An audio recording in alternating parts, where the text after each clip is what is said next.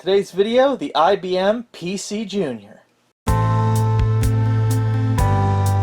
We review old technology from games to old PCs, and don't forget the toys.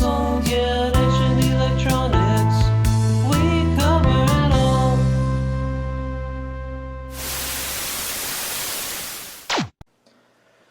Alright, so here is the IBM, the infamous IBM PCjr with matching monitor and keyboard. So, a lot of you may know this already, but in the 80s when you thought of a computer, especially in a business, it was IBM. IBM dominated the business market throughout the 80s, especially the early 80s, with things like the IBM PC 5150 and then the XT, and so on and so forth.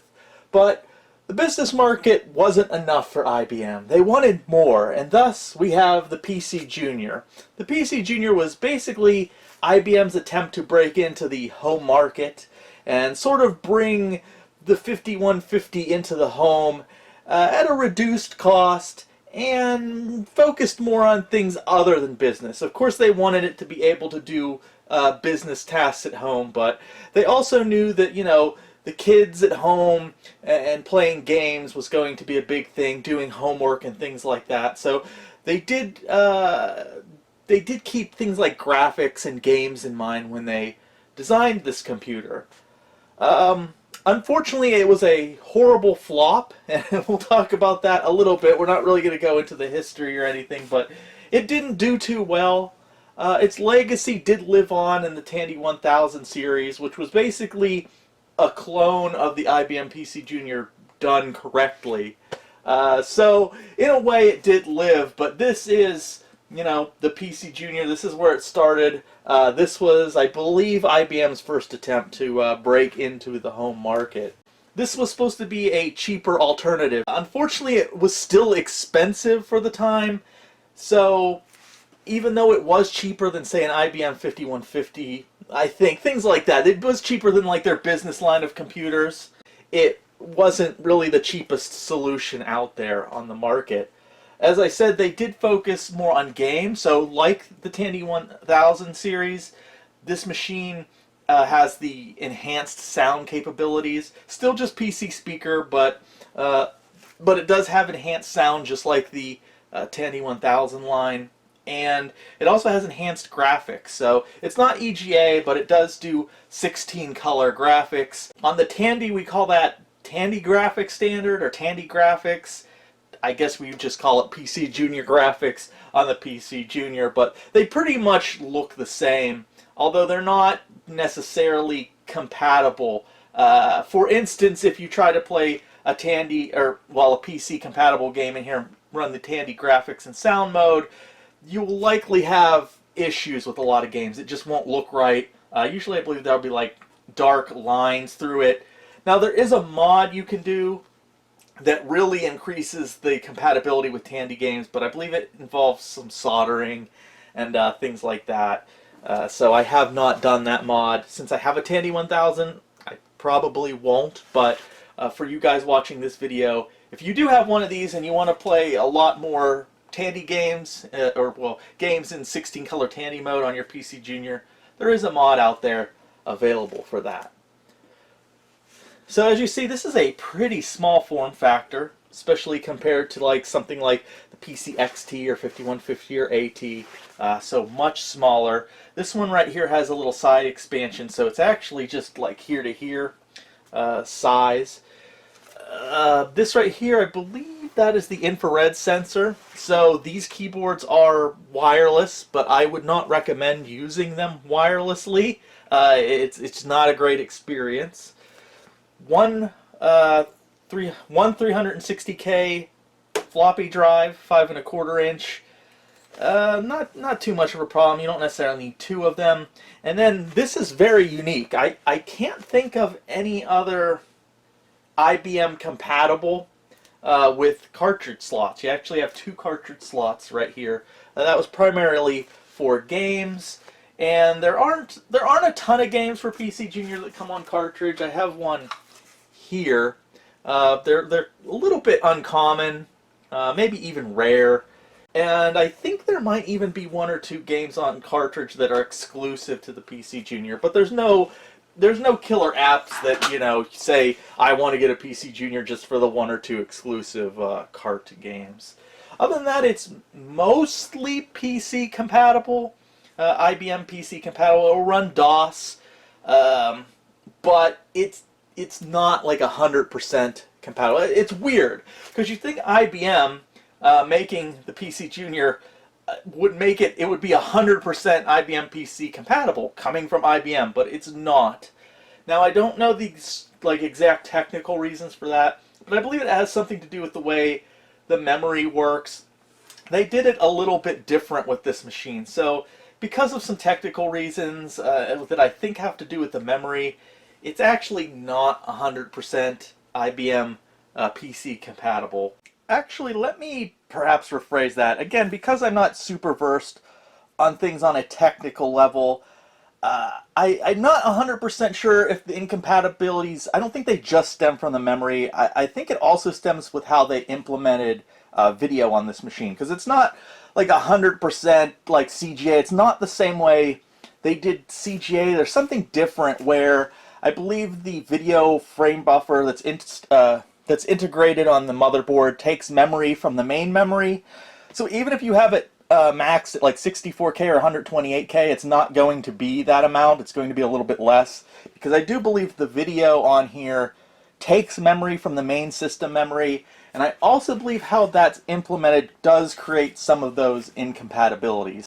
So yeah, that's it. I think it has to do with both the video that's in here and how they set up and structure the memory that does create a lot of those incompatibilities that just makes this machine not 100% IBM compatible, even though it's an IBM compatible PC. It's a little strange. Now another fun quirk of all this is it's actually a little bit slower than your standard IBM of the same CPU. So we have an 8088 in this machine, but if you compare the speed, say use a benchmark or something like that, against the standard like 5150 with the same 8088 running at 4.77 megahertz, the PC Junior is actually going to be a little bit slower just because of how things are implemented in there. So not only is it a little bit slower than a standard IBM with the same CPU, but it's also like a little bit incompatible with standard PC compatible software. So that is not a good look for the PC Junior, and I'm sure that contributed also to it not being very successful. I think you can run up to DOS like 3.3 will run without issues, and I think you can install higher than that, but you might have to do some light like software modifications. I think maybe DOS 4 might work, but I think 5 and 6 you might have some issues, might have to do something, I remember reading. And that's the short version of the history of the IBM PC Junior. You could expand it via these side cartridges here. So, interestingly enough, inside, we'll take a look inside this guy, but I believe the original run of these came with 64K of memory, but that didn't last too long. They pretty quickly came out with versions. Actually, I think the original version didn't even have a floppy drive. And then they came out with another revision that had the floppy drive and 128K of memory. Now here's a weird thing about this. They technically can take 640K, but you have to do it a little bit of a roundabout way, and we'll talk about that in a minute. And how you did that is with these sidecars. So the sidecar right here is actually a memory expansion card. And we'll take a look. There's some dip switches in the back, but originally, I think originally you couldn't get up to the full 640K via the built-in and this memory expansion.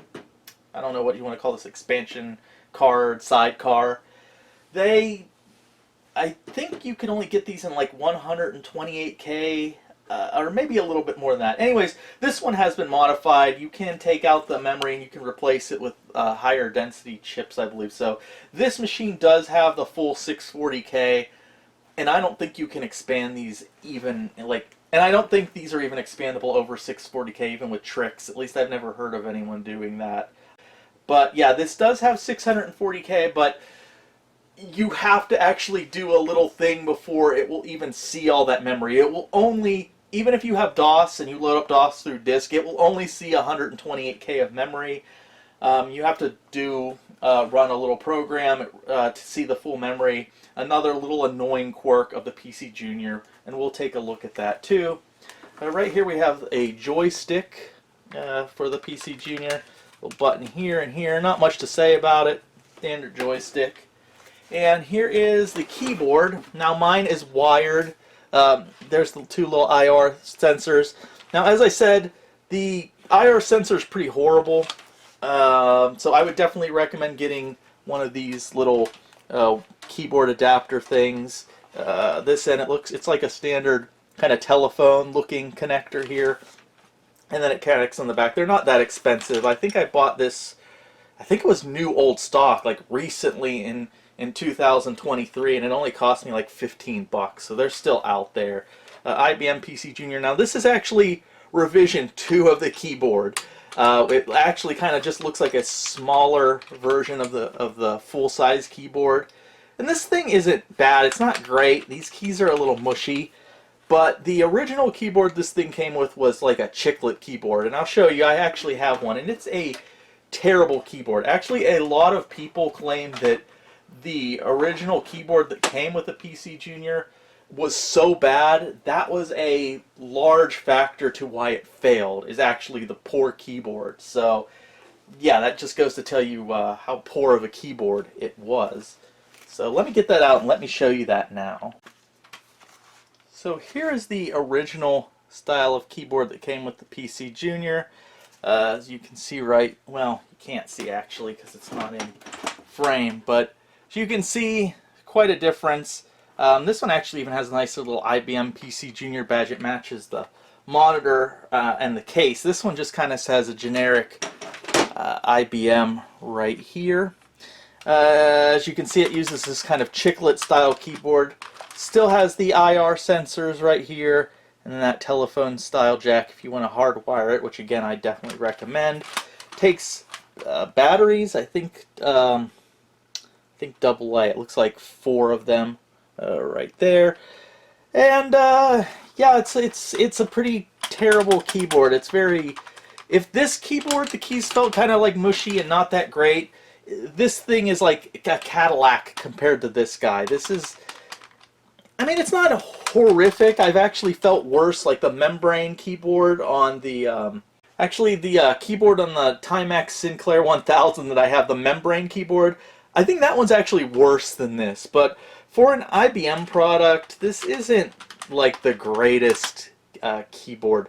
Now one thing I think with the spacing here, they did have like overlays that would go on this for certain games, which was kind of nice, but it's still, yeah, it does not feel good at all. But yeah, there are some people that claim that this terrible keyboard is one of the primary reasons that this machine actually failed.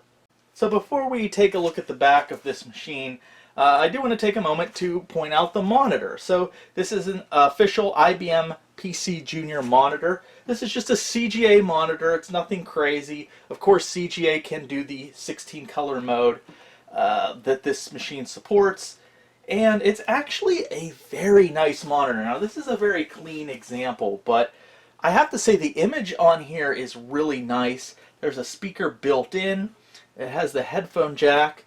The volume knob, if I recall, is very weird, because you would think turning the knob this way towards the incline would raise the volume, but it's like reversed where it lowers the volume. It's a little weird. Other than that, though, this is a really nice monitor. Good build quality, and the image is really good. I really like this monitor. Now we'll talk about how this connects in the back, because unfortunately, in IBM's infinite wisdom, the PCjr uses proprietary connectors on the back for everything.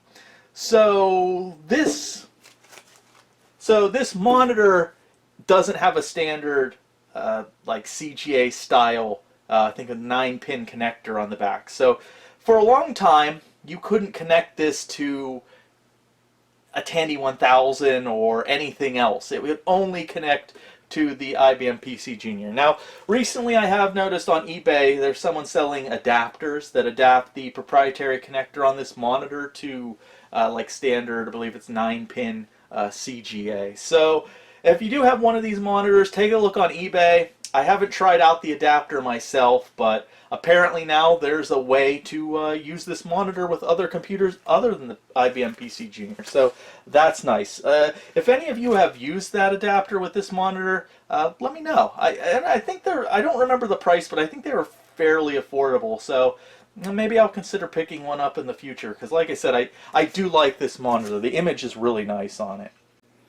Yeah, and here's the back of the PCjr where I have some things plugged in, but so you can see that monitor connector.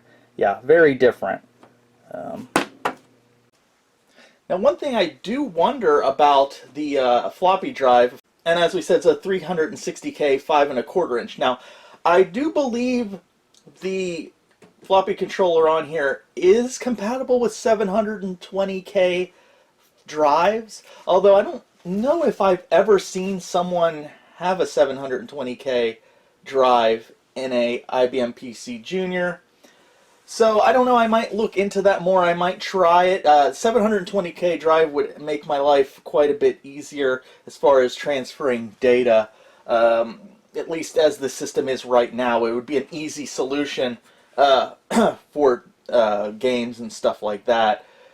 But I'm not 100% sure that this machine is actually compatible with 720K drives. I've read a few mixed things online.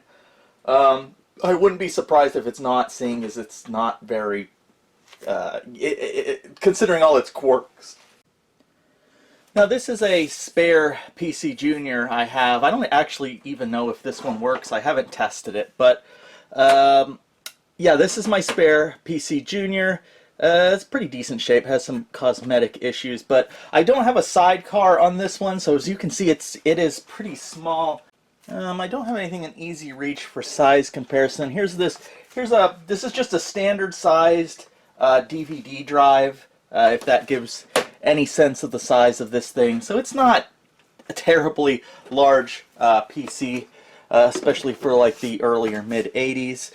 So let's turn this guy around and take a look at the back. And as you can see right away, in IBM's infinite wisdom, they all it's all weird proprietary connectors.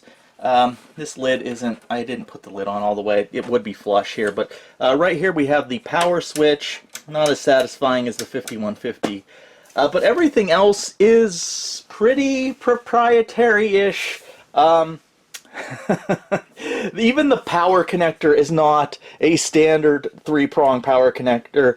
It's 3 prongs, but it's not the same shape. It almost looks like a little Molex connector. And I can see why they tried to do this. Maybe they just tried to make it idiot-proof, or they tried to simplify it, where you didn't have all these connectors of like different weird shapes. They're all basically the same looking. And they have labeled them, although some of the labels they've just used one letter for the labeling, which is can be confusing, but I can see how they tried to simplify it with this. But as far as I know, the PCjr is the only machine that uses these connections on the back. So yeah, that makes things a little difficult. But yeah, here's the power. Kind of weird. These are standard RCA jacks, I believe.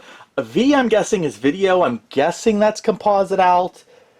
Maybe this one's like RF. I don't know if there's an RF video built in there. Maybe that's what A is.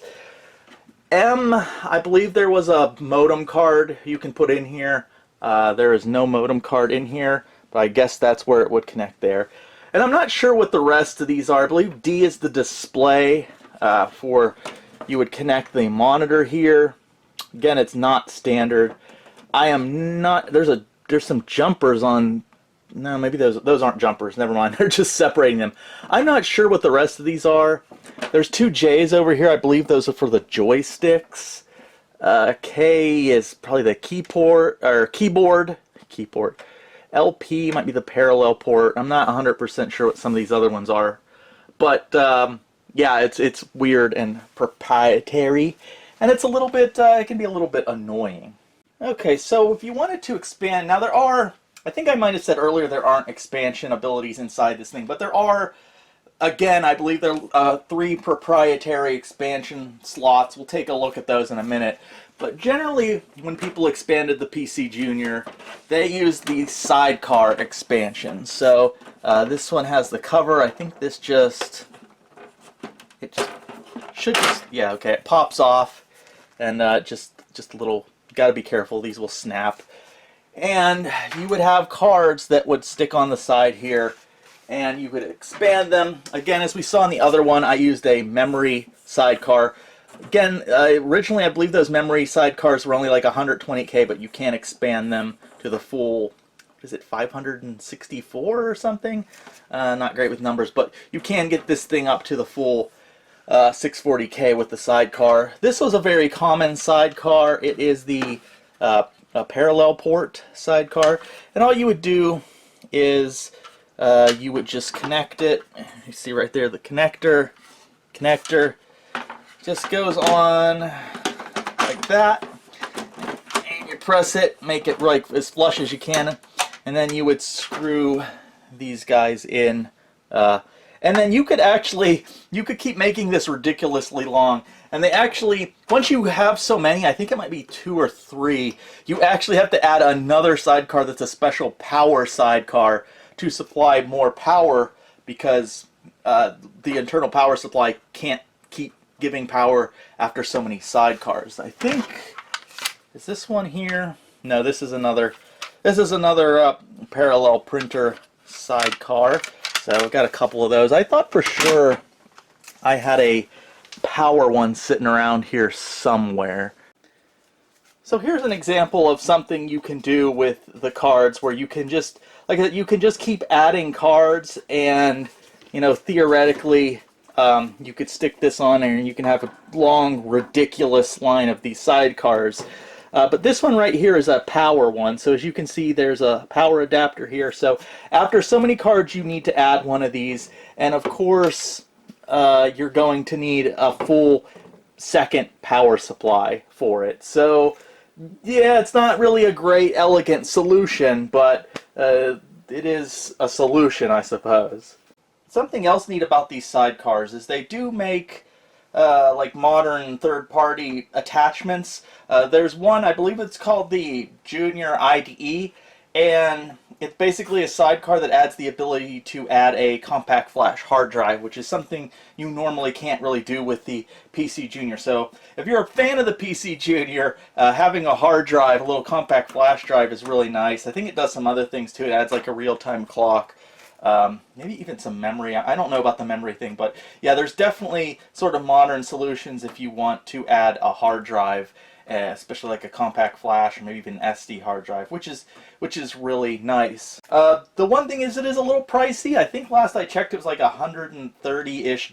So I mean, unless you're a big fan of the PC Junior, you're probably just way better off just picking up a Tandy 1000.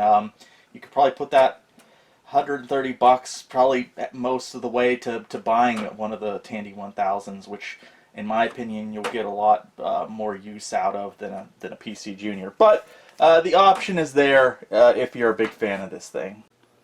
They also made adapters like this at the time. This is the IBM PCjr. This is an adapter cable for serial devices. And hold on, I'm going to take it out. It's hard to do with one hand, obviously. Alright, so I believe this is an official adapter from IBM, and this one appears to be like new old stock, but yeah, basically this would plug into the PC Junior, and then you just have the standard adapter on the other ends. So yeah, even IBM was putting out like adapter cables for it. Okay, so let's take a look inside this. I'll remove the case. Now usually there's 3 tabs here that you would kind of just pop up, and then this lifts up and off. And then here we have the inside of the PC Junior. Now as you can see, there are these little slots. I guess you could call them expansion slots. Now there's 1, 2, 3, I guess technically 4. This one here is a different size, it seems, than these two, and this one's different. They're really meant for sort of special purpose.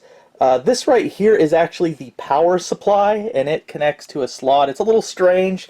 The power supply in this is almost like an expansion card, and it has a special little slot it goes into, and you can remove this. Also, thankfully, they make modern like replacements for this, because these are getting old and power supplies do fail. So they do make replacements for this. I forget the price. I'm not even sure about the current availability, but I do know as of like a year or two ago when I checked, there were modern replacements for this. Now right here, I believe this is a memory card, and I think it's 64K. So I believe there's 64K on the board, and then you get this little 64K expansion card. I don't know if you can add more memory via a card like this with more memory. All the memory expansions, actually, generally almost all of the expansions I see for the PCjr are done via the Sidecar. So I don't know why they don't do expansions via these slots. Maybe there's some limitations on them. But as you can see, this one's a little bit bigger. So I think this slot here is purposely made just for the memory cards. Let me actually remove this and get a better look at it. Yeah, I'm pretty sure I don't see any markings that say something very obvious like IBM PCjr memory or anything like that, but I do believe this is a 64K memory expansion card. And right here we have the floppy controller, and that's really what these ports were meant for. Is first one here, floppy controller. This was for the modem, optional modem, and then this was for the memory, and that was really what those were purposely built for. So, and then of course here's our drive, and then let me remove these cards and the drive here. It does connect down there. I already kind of popped it out, so I'll just remove all these things, and then we'll get a good look at the bare board. And really quickly here, I kind of left these all attached, but here is the power supply. Of course, it connects to the board right there, and then it just has these connectors here that come off it, and they basically both go to the floppy drive.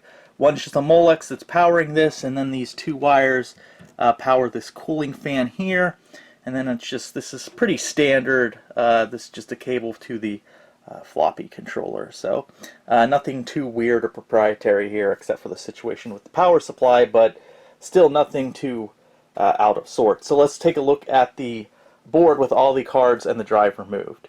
And even though on the PCjr, the internal part of that power supply, there's not a whole lot to it, the cable on the outside does have one of those big kind of power bricks. Now it does have a standard 3-prong on one end. It goes to these big brick things, and then we've got the connector here for the PCjr, the proprietary power connector. But these do get pretty hot. This one, yeah, this one's in better shape. This one looks like someone tried to open it at one point or something. So yeah, these do get pretty warm, so keep that in mind.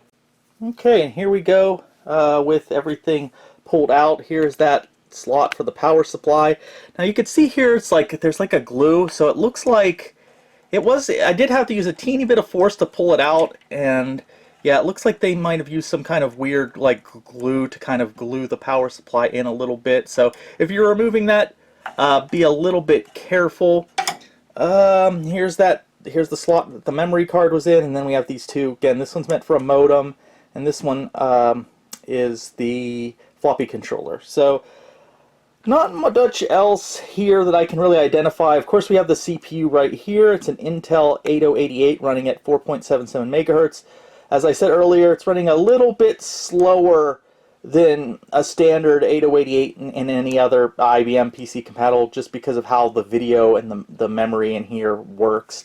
Now this is socketed, so you can take this out and replace it with something like a NEC V20 with a little extra speed that will probably make up for the speed loss that you got because of how it organizes the video and the memory thing.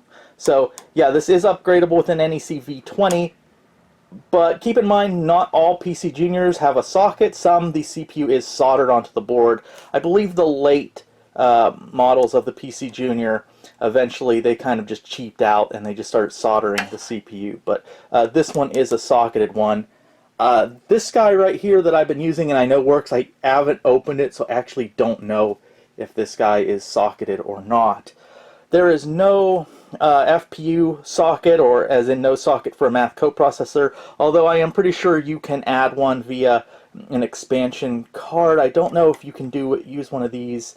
It's maybe a sidecar, but I know there are ways to add a math coprocessor if you want. It's not really, it's not necessary at all. I don't know what else. There's not really much else I can identify in here. I'm guessing this is probably the 64K of memory that's soldered onto the board. Usually when you have like these rows of similar chips, that's probably the memory, although I'm not 100% sure. And I'm not sure, I guess it could be here too. I don't know for sure. I think that's a piezo beeper speaker right here, because I don't see a full speaker, so I think we've got a piezo here. Now one of these chips is the one you have to remove if you want to do the Tandy mod, and I don't know which one it is. I think it's one of these, like this one or this one, or maybe one of these. I don't think it's a bigger chip. It's a kind of a smaller one, and of course these are all soldered, so if you want to do the Tandy video mod, you're gonna have to pull this board out of the case. You're going to have to find which chip it is. Again, I don't know for sure. I think it might be this one. And then you have to desolder it.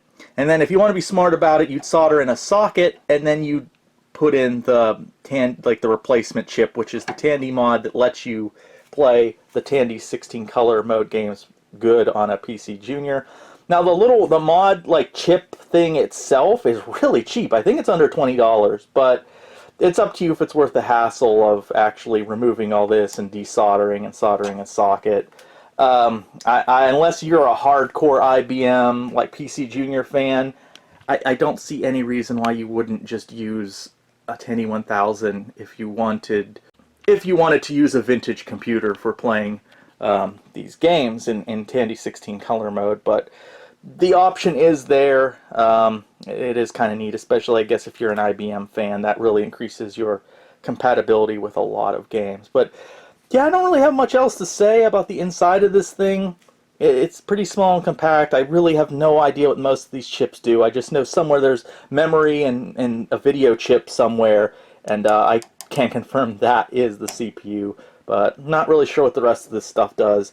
And yes, it is pretty dusty. Like I said, this is my, I have 3 of these actually, and I just kind of used this one for opening and poking around inside, so I haven't really cleaned it up or anything. So let's go back to this guy here and power it up. So here we are. This is my main PCjr setup. Everything's connected, so it should be working. So generally what you would want to have a floppy disk in here since there's no hard drive. Like I said, you can get one of those Junior IDE sidecar adapter things, and you can add a hard drive of some sort. But generally with your PCjr, no, you're not going to have a hard drive, so you're going to want to have an MS-DOS bootable floppy disk installed. But let's see what happens without anything to boot to. First, I'm going to turn on this monitor. And I think I'm going to show you why. Because at first I thought this monitor wasn't working. Because it gives, yeah, see how this looks? I'm not sure how well it shows up on the video, but it has this really weird line up here. And I don't know if that's normal, but from just powering it on and looking at this screen, it doesn't look right. Like, I thought this just was not functioning at first. But once you power on the PCjr, it looks great. It works fine. So I'm going to hit power back here, if I can find it, okay, there it is. And then we get a nice, crisp IBM screen. The color looks great. We get 64, and it's going to count up to the full 640. So yeah, I really it's one of those situations, again, where it's just not going to come across how nice this monitor looks through the camera and everything, but it's really crisp. It looks really nice, even though on the initial power up, it looks like the monitor is not working, but it's working fine. And then right here we go into basic. I don't think this is normal basic. I think it's like cartridge basic or something. Anyways, I'm not real familiar with this. So yeah, this is normal. This is how it would normally work. Now, I do have an issue with this, and since I have 3 of these, I might do a little bit of swapping, but I don't think the cartridge port is working. So this is the only PCjr cartridge I have. It's mine shaft. So I'm going to turn this off. Okay, so this should install right here. These are pretty nice. They have like a little, I don't know if you could see it, the darkness, but there's like kind of foam in there, and then we have the edge connector. So it should just connect right here. There's 2 of these cartridge ports. I don't know what situation you would actually be using both of them, but so I'll turn this off, and we'll see. Maybe it has the camera pointed at it. It will miraculously work, but so far it hasn't been working for whatever reason with the cartridge. I don't know if it's the cartridge is bad or the cartridge slot's bad. Yeah, see, it goes straight back to basic. It should have loaded the game from the cart, so I'm not sure what's going on there. Now, one thing, I don't actually know if this is bad for... my guess is it's not good for the computer, but I have found out that if you have a cartridge, if you remove it, it resets the computer. And I think it's also if you put in a cart, it will automatically reset the computer too. Though I get the feeling that's really not best practice, so I'm not going to recommend you do that. I would recommend just shutting the computer off when you're adding or removing the cart. But correct me if I'm wrong in the comments if it's perfectly safe to do that or if it's just not best practice. Okay, something very interesting. I tried cleaning the contacts to this cart, and I put it in the first cartridge slot as I usually do with the clean contacts, and it actually made the machine hang up. After it counted up the RAM, it just hung there. So I was like, you know what, I've never tried the second cartridge slot. I wonder if it will try to look at like either one, or if it has to be in this one here.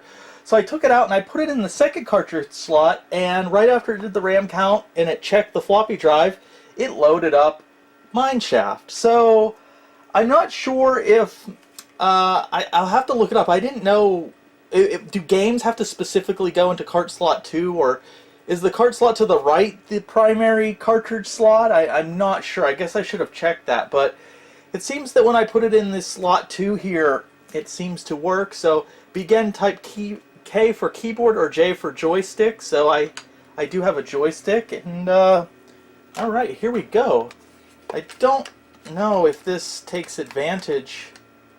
I don't even, who am I? Am I that little thing up there? I don't know if this takes advantage of any of the graphics and sound. It doesn't look like it.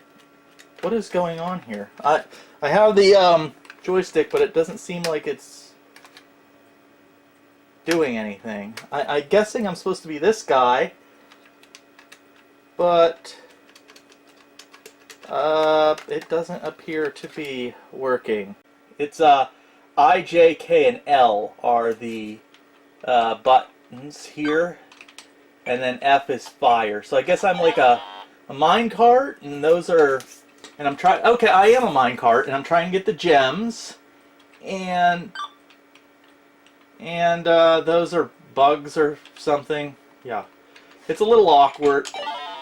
It's a little awkward, but yeah, this is a serviceable game. It doesn't look like it's taking advantage of any PCjr graphics or sound, but it's on a cart, so I don't know if the carts were actually capable of taking advantage of those things. And I guess that takes us to round 2. Okay. So, yeah, okay, there's mineshaft on the PCjr cart. Well, I'm glad that's working. So now we're going to try to boot up DOS, and then I'll try a couple games, and we'll see if we can get any games to work. Alright, so here we have my disk, 360K disk of DOS, DOS 3.2, and you said I wrote PCjr here, because to get this to work correctly, I'm sorry, the light, Let's see if I can adjust this a little bit. So to get this to work correctly and see the whole 640K of memory, I actually had to sort of patch this disk. I don't know if that's the correct terminology. It's the best way I can think of describe it. So I had to get a program called Junior Config, and I put it on here. I also put MIPS on here as well for benchmarking. So Junior Config is this utility that you can run that sort of can configure the PCjr, and basically to get this I had to get it off online. Now at first I used the latest version and it didn't work at all, so I used a slightly older version. So if you get this program and it doesn't work, try a slightly older version. So interesting, to get it on this machine I had to get it off on my Windows 10 machine. I downloaded it and put it on a flash drive, and then I stuck it on my Windows 98 computer and transferred it to a 720K floppy, and then I transferred that to my Tandy 1000SX, and then I transferred it from the 720K floppy to the 360K floppy. And basically what I did is I loaded up the DOS 3.2, and then I loaded this up, and then I ran it, and it asks you answer some questions. I think I'll show you here. And then you get to a certain point and you put your DOS master disk back in, and then it like patches it, and then it will run on the PCjr and it will see all the memory. So let me put that disk in here now, and let me turn the light off, and then let's boot up DOS. Alright, so let me zoom in a little bit here, and now it should load up and we should get the whole 640K of memory.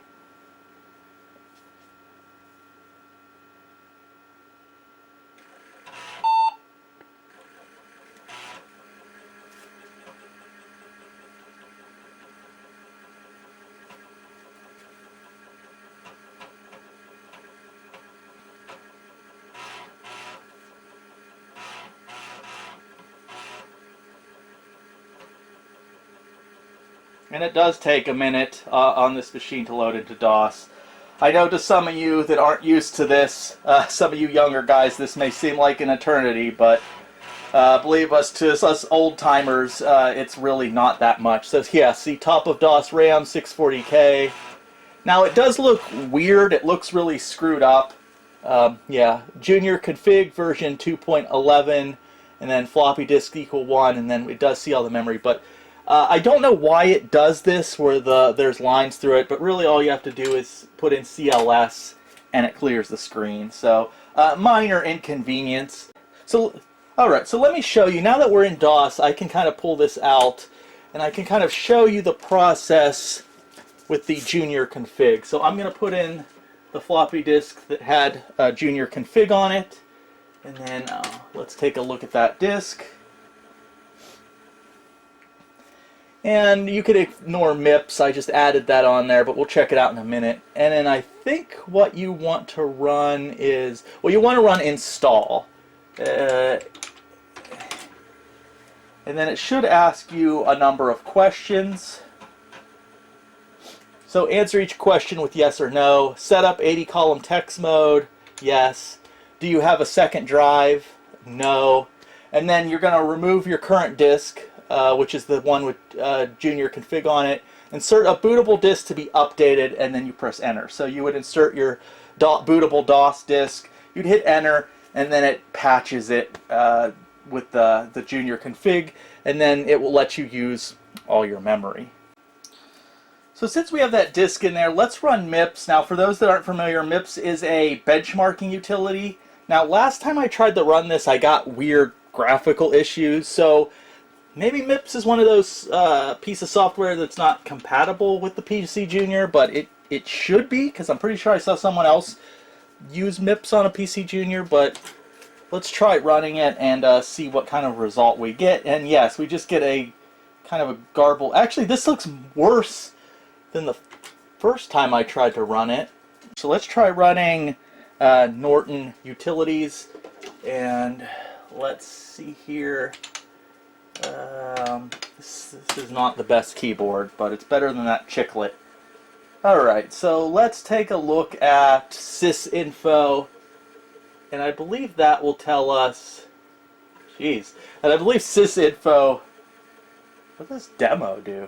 Anyways, I believe sysinfo will tell us how much memory we're seeing here. Okay, it identifies it as a PCjr, operating under DOS 3.2, 5 logical drives. Let's see. Okay, yeah, test of random memory, 640K. So when I ran this program prior to patching with PC or junior config, it was only seeing the 128K. So we're definitely seeing the whole amount here. Okay, it doesn't tell us a whole lot. Computing performance index relative to an IBM PC. It does say 1.0, so it is saying it's 1 to 1, so it's running at the same speed as an IBM PC, although I don't really believe that, but the difference might be so small that Norton Utilities just isn't seeing it. Okay, so let's test. Oh, we got a data error. Let's test a few like CGA games. Nothing using like the 16 color mode, and let's just see how that goes. So let's try Striker here. This is a game that usually demands 4.77 megahertz 8088 CGA game. We're getting a data error. This game has never given me issues before, so either, well, now it's reading. I was gonna say either the disk corrupt or I don't know. Alright, here we go. Interesting. Okay, requires PC XT with 192K of RAM. It does say, it does mention the Junior, a Junior with 256K, so that's interesting. I don't know if you can see it here. It's interesting because even the upgraded stock version of the Junior only came with 128K, and so just to run this really simple game, you're going to need to upgrade your Junior at least 128K of more memory, which means you're going to have to use that Junior config program. So yeah, before I used the Junior config, I tried playing a bunch of games, and I consistently got memory errors, just out of memory, not enough memory. So upgrading your memory past that initial 128 or especially 64K is just, it's really essential if you want to do anything with a PC Junior. And again, we're getting data errors, but this game has always ran fine in the past. There we go. I don't know what's going on there.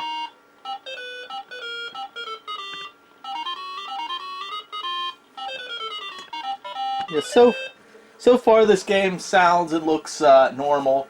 Actually, this looks really good. I want to say it looks better here. Definitely looks better here than it did on my Tandy CM5 monitor. It looks really good. So let's see here. We're gonna go with novice. Okay, so it is registering the joystick. Let's see if it will. Yeah, okay. Now the joystick seems to work fine, although none of the fire buttons are working. Yeah, so the joystick seems to be working as far as movement. Yeah, this disc might be corrupt. Yeah. Either the floppy drive's just having problems or the disc is finally going corrupt. So it did seem to work though, so let's try something else.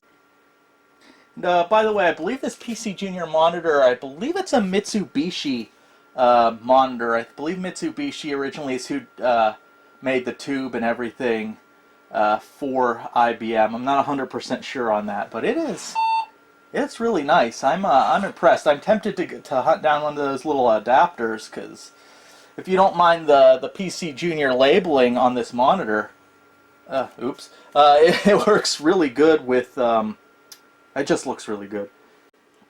So here I'm trying to run Rogue, which I know works, and I should just have to type R-O-U-G-E, Rouge, no, R-O-G-E R-O-G-U-E. Oh, that's why it didn't work.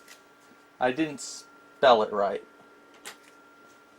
Alright, so I'm trying to run the game Rogue here, and after finally spelling it correctly, I think, R-O-G-U-E. Okay, when I hit enter again, insert diskette for drive A and strike. Well, the diskette's already in drive A.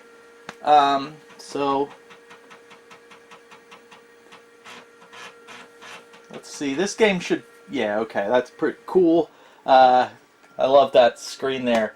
Dang, this thing looks really nice. I'm just continuously surprised on how good this monitor looks.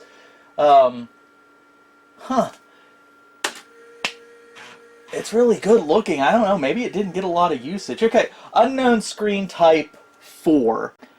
Unknown screen type 4, so I guess Rogue, I thought you could run Rogue in like just CGA mode. I don't know, apparently whatever type of graphics mode it was trying to run, apparently the PCjr doesn't seem to support it. So I can't play Rogue either, apparently. So let's try something else. Let's try Golf. That's a pretty simple game. Alright, and here we go as it slowly draws the scene, but yeah, it seems to be working. So Golf seems to be working fine. I have no idea how to play this game, so... Oh, there we go, I hit the ball. There we go. So yeah, Golf appears to be working fine. So let's try one more kind of simple game here. We'll try a Flight Simulator, and then we'll try a few games in 16 color mode, and then we'll see how that looks. Alright, so we're loading up Flight Simulator, and I would like to add, ooh, that didn't look great, but okay, it's looking okay now.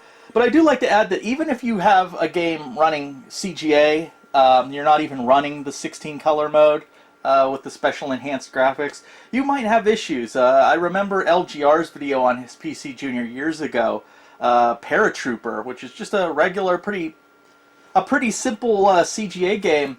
It had all kind of graphical garbage when he tried to play it on his PCjr. So far we've had decent luck, except for Rogue. Striker was goofing up, but this seems to be okay. What display are you using? Color TV or composite monitor? No.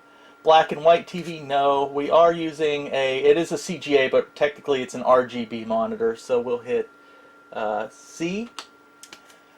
Resolution. Oh look, I didn't know this game even select PCjr RGB mode. I didn't even know this officially, officially supports PCjr. Okay. So we can go high resolution 4 color mode or low resolution 16 color. So let's, since it's here and it's officially supported, let's go for the low res 16 color mode. Select operating mode. Let's just do demo. So we have regular, demo without sound, and let's do demo with sound. Oh, nice. Select keyboard. So we have one. We have specifically for PC or PCjr. So I actually didn't know this officially supported the PCjr. I am pleasantly surprised. All right, let's begin the demo here. So this will be a good. I don't have to fumble around with the controls. Do you want to use the Microsoft Junior Booster or other extended RAM to double the performance? Let's just hit yes, because I have the... what is that? I have the full... We better hit no. Oh hell, let's hit yes. Uh-oh. That doesn't look good. Oh wait, yes it does. Okay. I don't know for sure what that did. Supposedly it doubled the performance, but this doesn't, none of this really looks right. It's very blurry.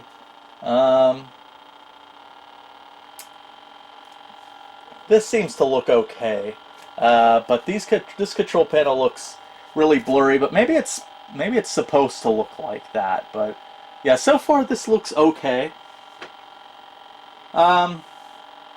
I mean, I would say so far the screen here looks okay, but these controls look like, it almost looks like it's coming through like a composite line or something. I'm not sure how well the camera picks it up, but like very blurry. But maybe that's just because it's in a lower resolution. I'm not sure what that memory thing I hit yes to did. I mean, it says it doubles performance, but I don't actually know how that works. So if any of you guys have watched the video up to this point, in the comments, let me know what that's about, because I don't have any kind of extended memory on here. But it is working. It does seem to be running at a very nice pace.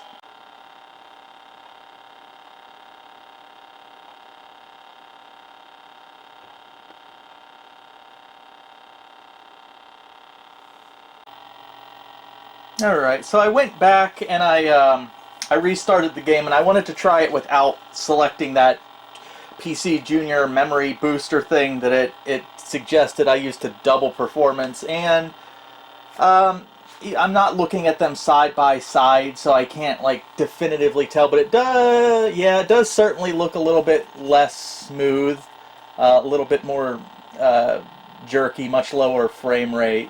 It appears that way. But again, I don't have them side by side, so it's a little bit difficult. But yeah, I think there's definitely a difference with those two options. Alright, let's try some games that are a little more demanding. Let's try Airborne Ranger. I don't think this has a PCjr mode, but it does have a Tandy 16 color mode. We'll see how that runs. Okay, so yeah, that looks like what's happening here.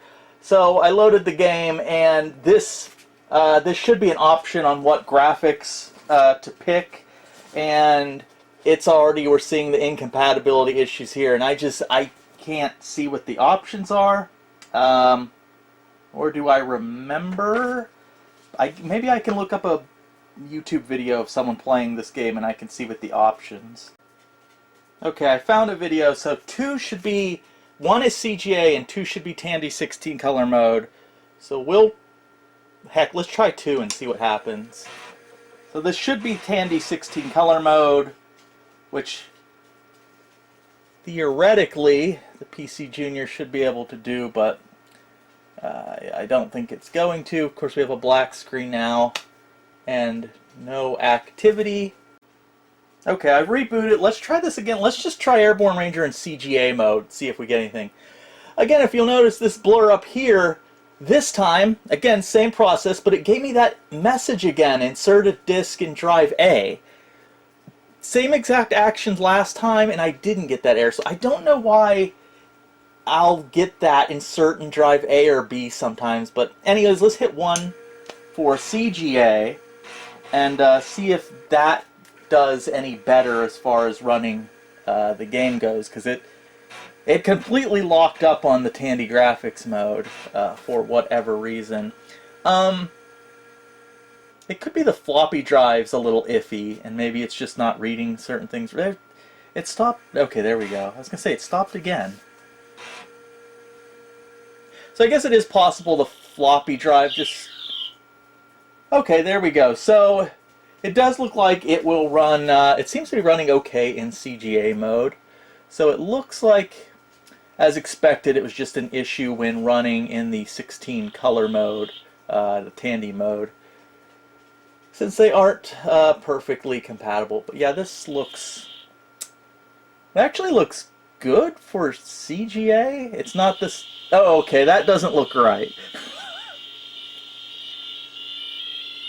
Yeah.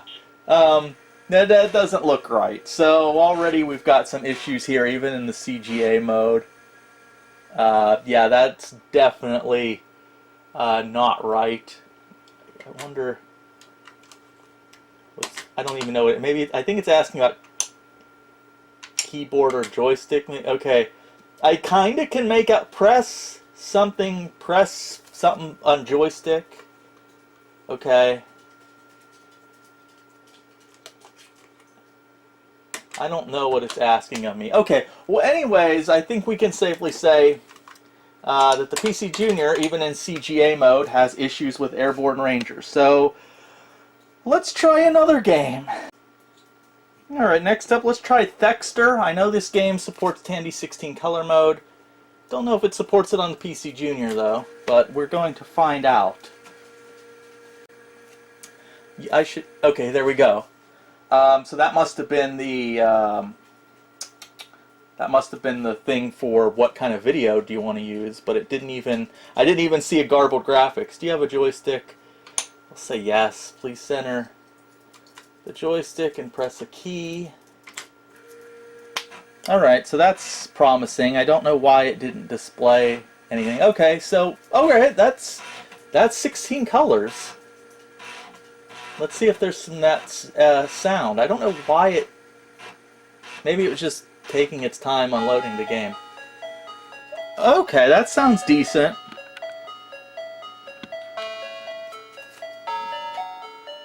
Maybe I was just impatient when it wasn't reading the disc. There was that time gap there. Okay, this looks good. I mean, this... Yeah, sounds and it's running fine in 16 color mode. So this must be a... Let me check the... Excuse me. Let's do the volume. Yeah. See, this, it's so weird when you do it this way, the volume this way, it's like the opposite.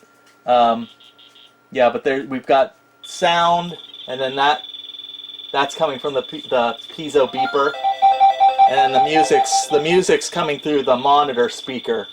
But yeah, Thexter seems to be IBM PCjr compatible. Looks and sounds pretty good.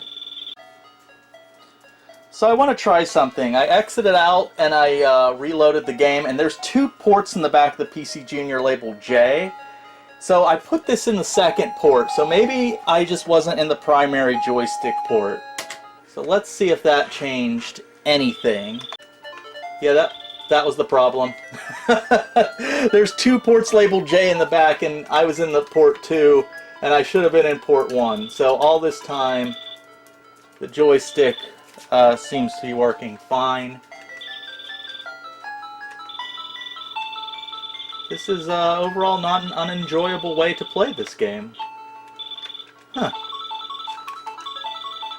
Alright, lastly, here's a game called Project Neptune, and we're going to try that one in the 16 color mode, which is F3. Now with this IBM PCjr, I have to hit the function key and then 3. You do not have a Tandy card installed, or your monitor does not support Tandy. So that's going to be another issue coming up with some games. Apparently with this one, it specifically detects Tandy hardware. Even though the PCjr is technically capable of displaying the 16 color mode and running the Tandy sound, this game is looking specifically for a Tandy. So we will not be able to run it except in CGA mode, which it should, well, we'll see. Alright, well, look at that. It does appear to be playing the game okay in CGA mode with PC speakers, so yeah, it does look playable in this mode. So this does look like a game that, at least if you have a PCjr, you could play it in the CGA mode. Probably not the best way to experience this game, though. But this actually, again, the CGA on here, it does not look bad at all. I'm not sure what kind of game this Project Neptune is. It seems like some kind of spy kind of game. Are they going to fight? Oh, I guess they're rivals. Okay. Well, that's pretty cool. But anyways, yeah, not bad.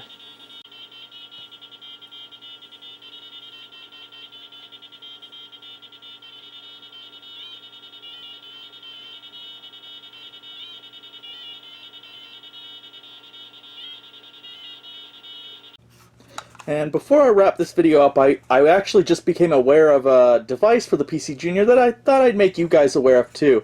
And it's called the SD Cart Junior, and it's kind of like the what is the PCjr or the Junior IDE that goes in the Sidecar, and it adds a hard drive that way. Well, this actually looks like it comes in a cart form, and it uses an SD card, and you can actually boot from it. And I assume you can even put it in like a cartridge shell like this if you want, so it doesn't look so unsightly sticking out of your PC Junior there. It'll just look like you have a cart installed. But apparently what it is also uses like an SD card and it interfaces through the cartridge slot, obviously, and it gives you hard drive capability. And it looks like there's two versions of it. And one version you can purchase even, I guess it has like a boot ROM or something built into it, so it will actually boot from the cart, or the device you put in the cart slot, and it will act as a hard drive. I was tempted to get it. The one big, I don't know the pluses and minuses between this SD cart Junior and the Sidecar, the Junior IDE or whatever, but I can tell you the price difference is huge. Even the more expensive SD cart is like $50-ish, where the PC Junior IDE Sidecar device, it's like $130-ish. So huge price difference. I was very tempted to get the cart and try it out, and I still might, but honestly I don't know if I really want to invest any more money into the PC Junior. For me, I'm probably going to keep this guy, but I don't know, it's more of a novelty. I really can't see myself using this enough to justify that when I have a Tandy 1000SX over there that basically does everything this guy does, but better, minus the cartridge slots. So I don't know if I want to throw away like $50 on a novelty. Not that I haven't done that before, but I at least wanted to make you guys aware of it. Now, I did plan for this video to be longer, but when I got into editing, it actually was much longer with some added content I had. It was venturing into the hour 30-minute mark, and I thought that was a little bit too long. So I'm going to split this video into two parts.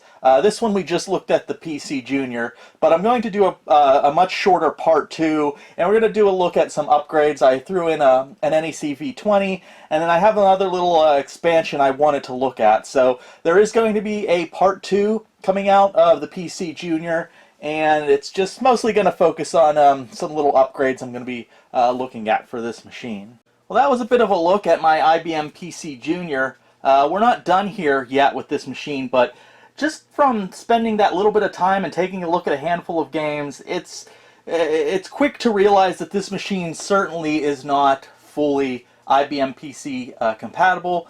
Of course, we had issues with some of the Tandy, or some of the games that we're trying to run in 16 color mode, and with the Tandy enhanced sound. Even though technically this hardware should be able to run it, it could not. A couple games, well, at least Thexter worked, and it looked and sounded pretty nice, so that was nice. But even some of the games running in just standard CGA mode, we had some goofy issues with, so that wasn't even using the special enhanced sound and graphics. So yeah, so far definitely a finicky system. So if you're into retro computing on actual hardware, should you strive to acquire the PC Junior? Now, in my opinion, the short answer is no, and the slightly longer answer is maybe. So maybe, I would say, if you are a collector of such things and you're not necessarily concerned with space or using your computers that often, it's an IBM. It's kind of iconic. It's a failure of IBM. So again, that also makes it kind of iconic in a way. And it's kind of a novelty. It is very interesting. There are interesting things about it. How it operates is kind of interesting and different. So I think if you're just the collector of retro computers and space isn't a concern, yeah, I'd pick one up. I still wouldn't go out of my way or pay a ton of money, but I can see where it would fit in, especially if you're specifically like an IBM collector. If you're an IBM collector, then this is a must-have for IBM collector. Now, if you're just your average, vintage computer enthusiast, and you actually want a game on vintage computers, and you don't have a lot of room, you can only have a couple setups, I would definitely pass on the IBM PC Junior. I would just go for the Tandy 1000.